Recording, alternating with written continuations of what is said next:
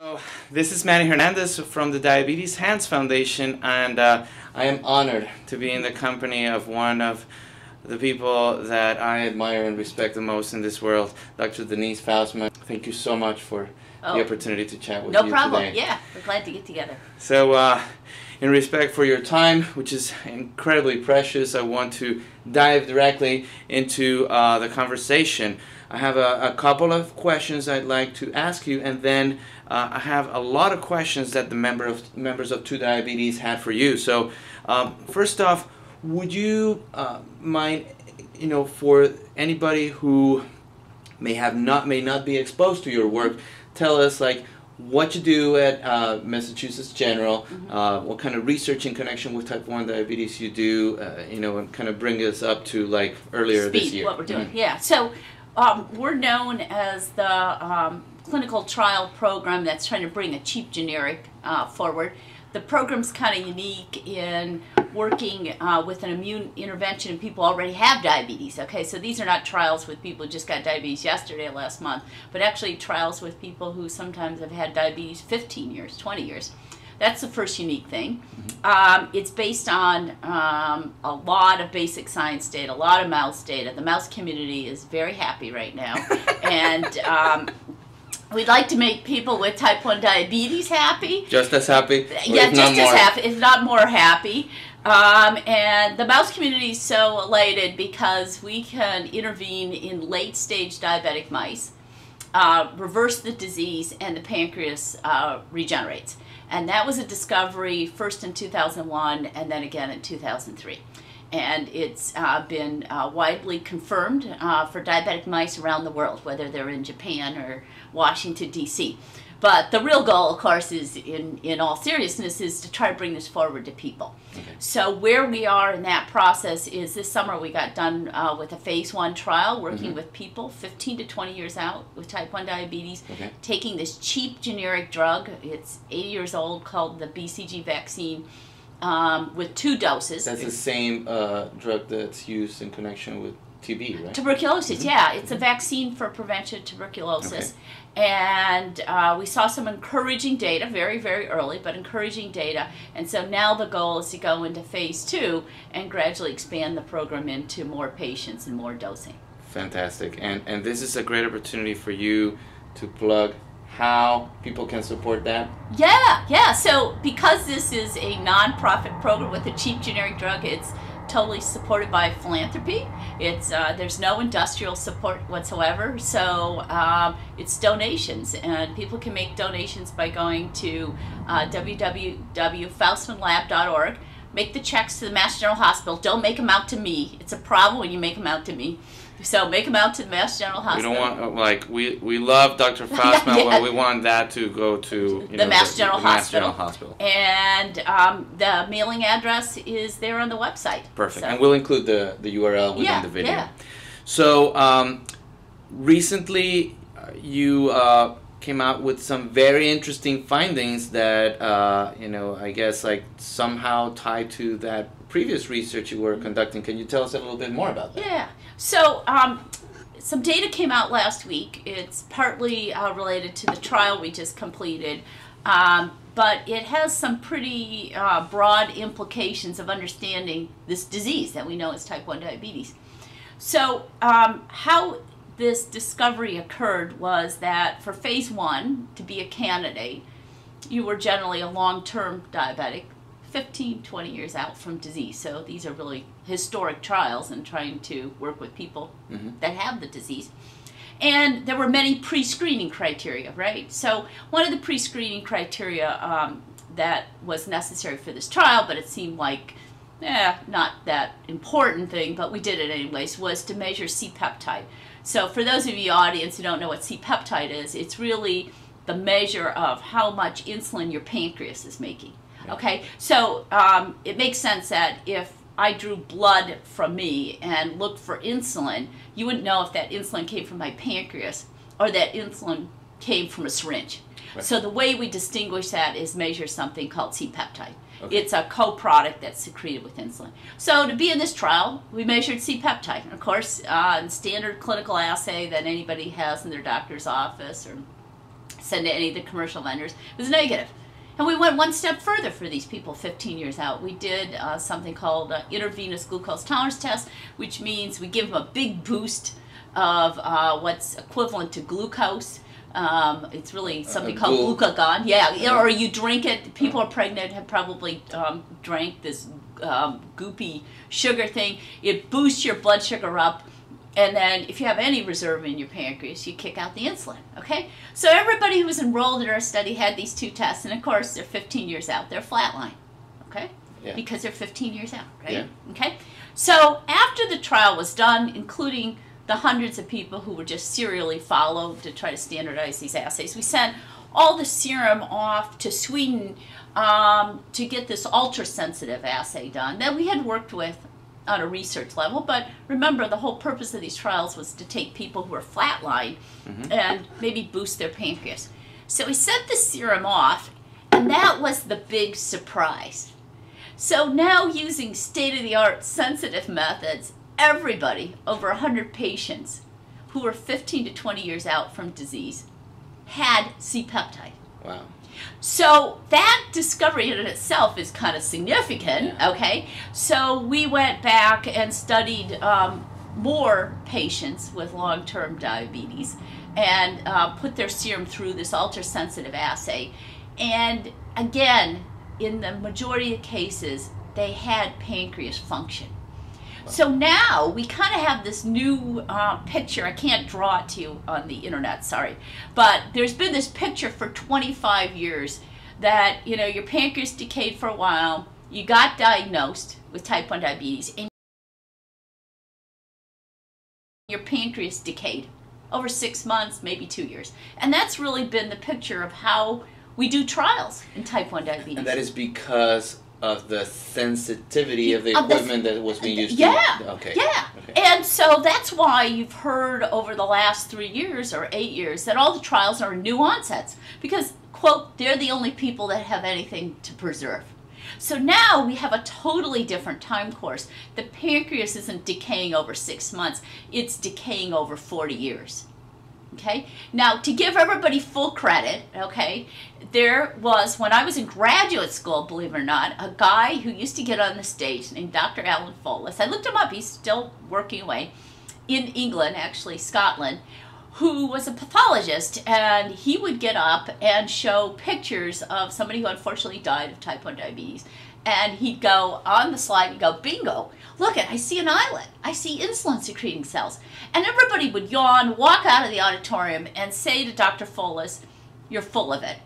You can find something histologically on a slide, but we have the assays of whether those cells are working, and they're not working. So for 30 years, people occasionally, pathologists generally, would say, bingo, I got an islet cell in the pancreas.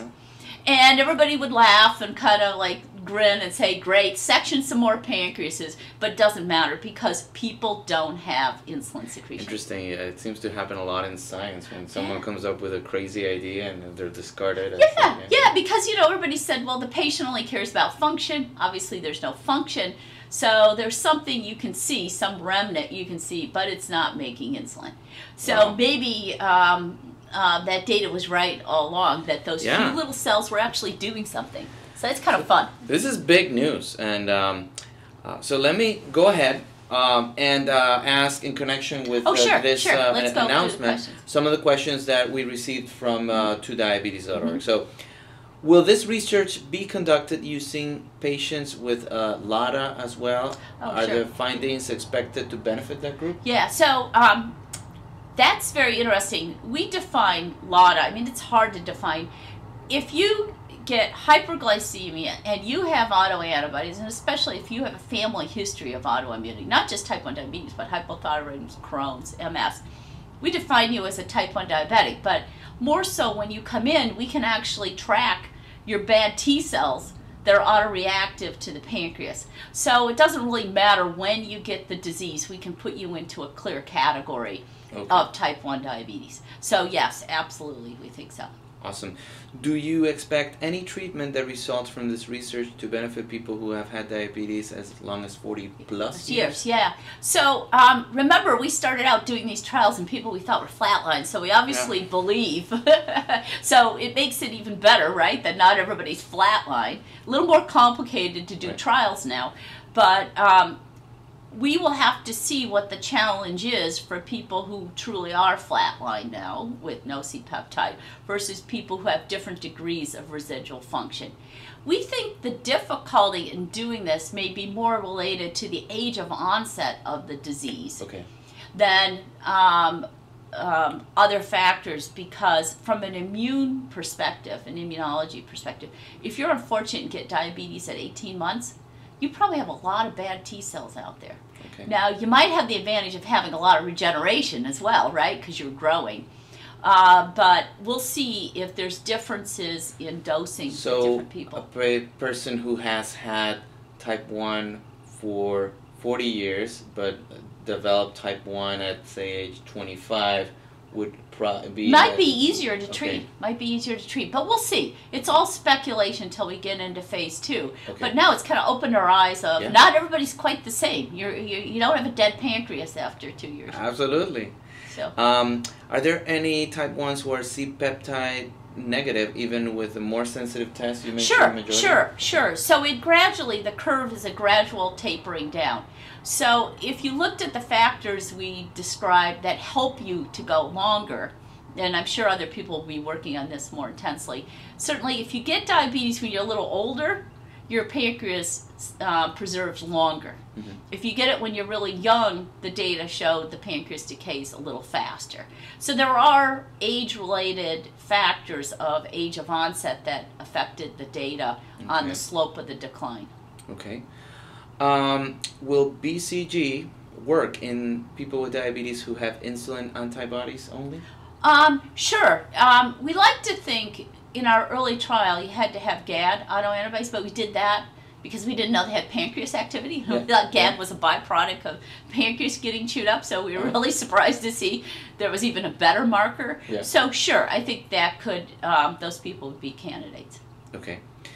Can you estimate how long it will take to complete phase 2 trials, and how long after that we will see the results? So everybody always wants to know speed here. Speed's related to money, so let's get back to money again, So we've raised $10 million for phase 2. Our total goal for phase 2 is 25. So, you know, if we had it all in the bank, we'd be faster. If we didn't have it all in the bank, we're a little slower. And for context, because obviously for any one of us, like 10 million and 25 million sounds like a lot of money, but can you put that in the context of other trials?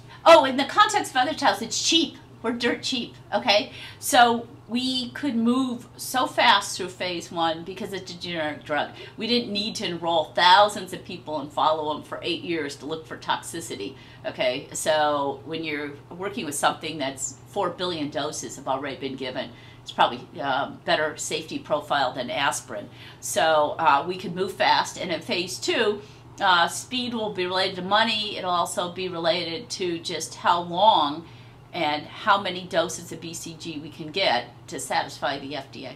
Perfect. Would the treatment help with other autoimmune diseases? Yeah, now that's a pretty fascinating question. We know, remember, we're using BCG to induce TNF, and TNF is our favorite molecule in the lab, So we know that there are a diversity. And for those of us who may not know, what is TNF? Yeah, TNF is what's called a cytokine. A lot of lay people like calling it a hormone, and it means it's something secreted from one cell and it travels in your blood and does something on another cell. But in immunology terms, it's a cytokine because it works on immune cells, not tissues. And so TNF is something you naturally make, but in diabetes we think you don't make enough of it, so we're trying to add back TNF. And when you give BCG, we didn't discover this. People have known for 20 years you give BCG, TNF goes up. So we're using BCG in that purpose. Now, in culture experiments, as well as a lot of genetic experiments now, there's other autoimmune diseases that have the same interruption of the TNF pathway that allow death of autoreactive cells. And those autoimmune diseases that have been tracked, that we know of so far, are multiple sclerosis, subsets of people with Crohn's disease, hypothyroidism, lupus, psoriasis, and Sjogren's syndrome. This is a bit of a side question in connection with that. Are you reaching out to those communities as potential supporters as well? If you know, people have a lot of sympathy for sick kids. People have less sympathy for middle-aged women that have autoimmunity, if I can say it that way. And so, we're totally amenable if somebody said, you know, I have a kid with Crohn's and I want this work to go forward. Can you start trials in Crohn's? Sure, we'd work on that. Okay. How does your most recent findings differ from those of Dr. Peter C. Butler, UCLA 2005, and the work done in 2006 on the Jocelyn 50-year medalist? Sure. So, as I alluded to before, there was a guy way before Peter Butler, Alan Folis, and there may be even people before him, so you know that can be corrected as well.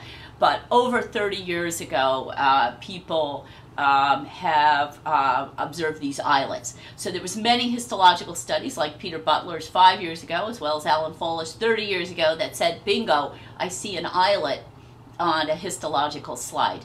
So histology, again, doesn't mean function. And so histology was severely criticized because it didn't mean the islets were making insulin. So basically the fact that they were visibly there doesn't mean they're making any product, right? Right? So it's like seeing a car in the driveway doesn't have an engine in, doesn't mean it's going to be a good car. Right. So people thought just seeing histology evidence of islets or even histology evidence of islets dividing didn't mean it was going to help people. So this data is new in that it now links function to 30 years worth of histology data. The data from the Jocelyn's interesting too.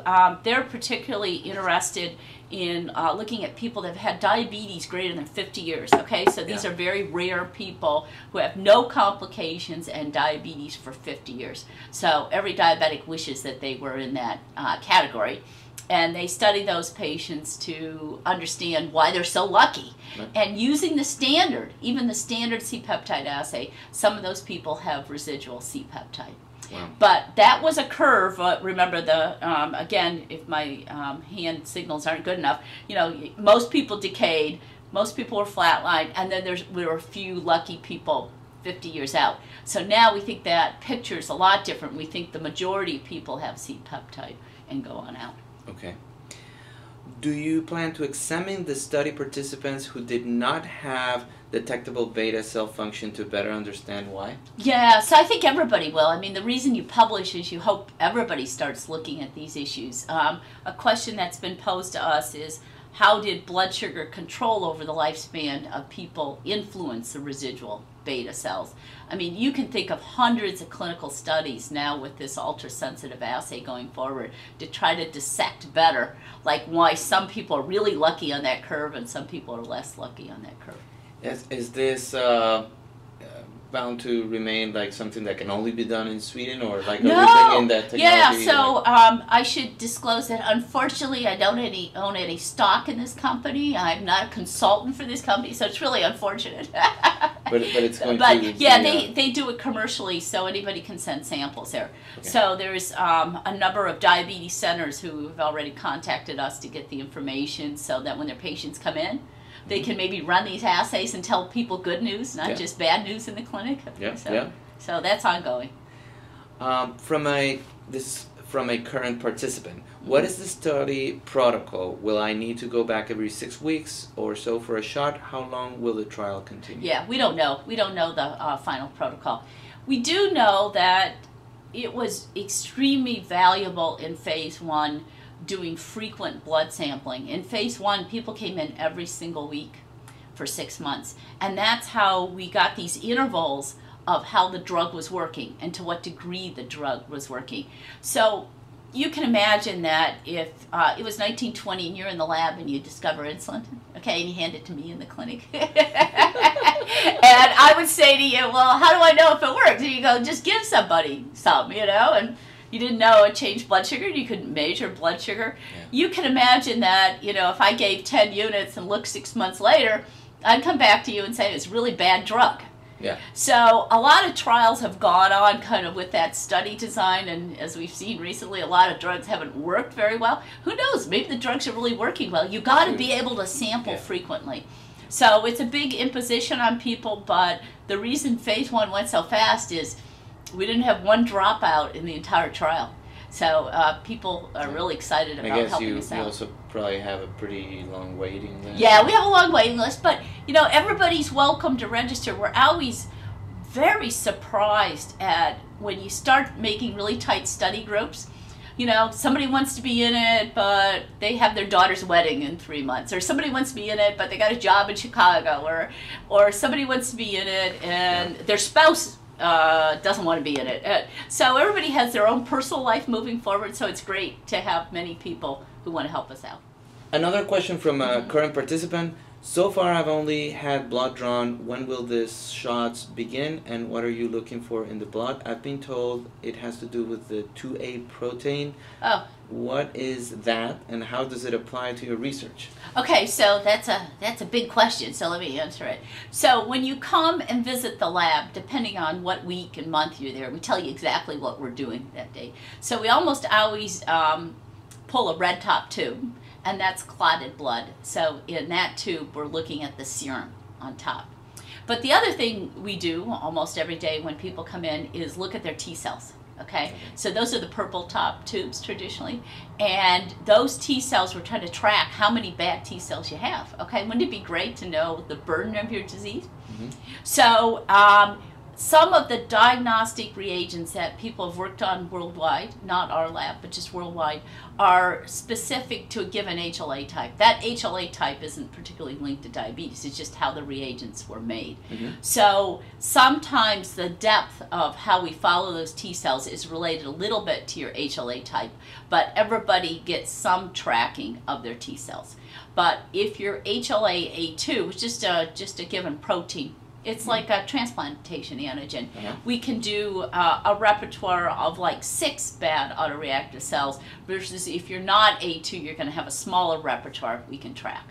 Okay. So it helps us out a little bit, but it's not necessary. Okay. Do you need more study participants? Always. Okay. Always.